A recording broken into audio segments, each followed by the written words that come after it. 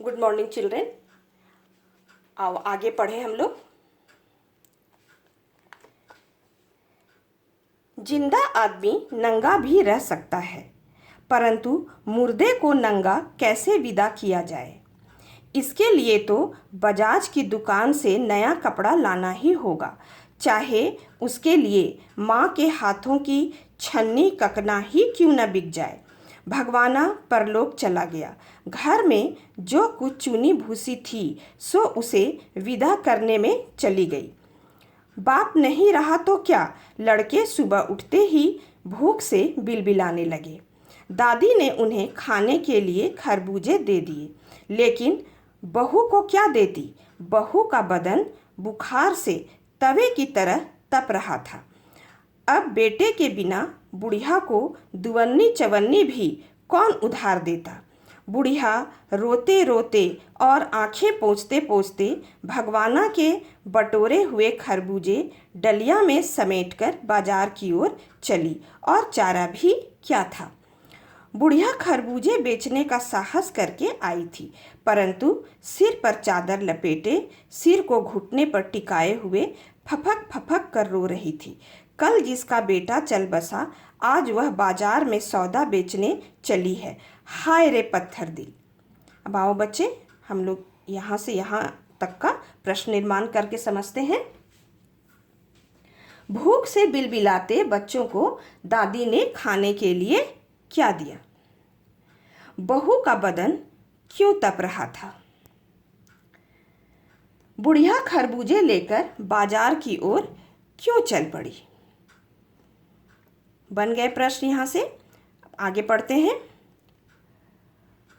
उस पुत्र वियोगिनी के दुख का अंदाजा लगाने के लिए पिछले साल अपने पड़ोस में पुत्र की मृत्यु से दुखी माता की बात सोचने लगा।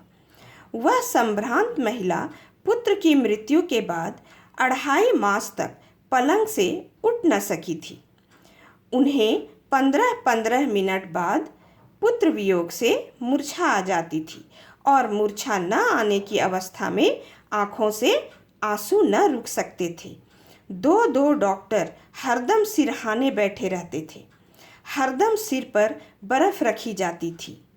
शहर भर के लोगों के मन उस पुत्र शोक से द्रवित हो उठे थे। जब मन को सूझ का रास्ता नहीं मिलता तो बेचैनी से कदम तेज हो जाते हैं। उसी हालत में नाक ऊपर उठाए राह चलतों से ठोकरे खाता मैं चला जा रहा था। यहाँ मैं लेखक के लिए है। सोच रहा था, शोक करने गम मनाने के लिए भी सहूलियत चाहिए, और दुखी होने का भी एक अधिकार होता है। तो आओ अब इस खंड से हम लोग प्रश्न निर्माण करके रिवीजन करें। स्त्री के दुख का अंदाजा लगाने के लिए लेखक ने उसकी तुलना किससे की। तो किससे की बच्चे? संभ्रांत महिला से, अमीर महिला से। संभ्रांत का क्या अर्थ होता है? संभ्रांत महिला कितने मास तक पलंग से उठ न सकी थी? कितने मास तक? 2.5 मास तक। संभ्रांत महिला को पुत्र वियोग के कारण कितने कितने मिनट बाद मूर्छा आती थी? तो 15-15 मिनट बाद। उसके सिरहाने कितने डॉक्टर बैठे रहते थे? 2 डॉक्टर। अंत में लेखक दुखी होकर क्या सोचते हैं? क्या सोचते हैं बच्चे?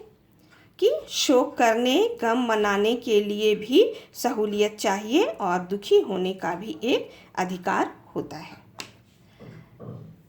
तो बच्चों, मैंने जैसे बताया उसी प्रकार तुम्हें पाठों का रिवीजन करना है। साथ ही शब्दार्थ भी याद कर लेना। इस प्रकार पढ़ोगे तो तुम्हारी सफलता में कोई भी बाधा आ ही नहीं सकती बच्चे। Thank you.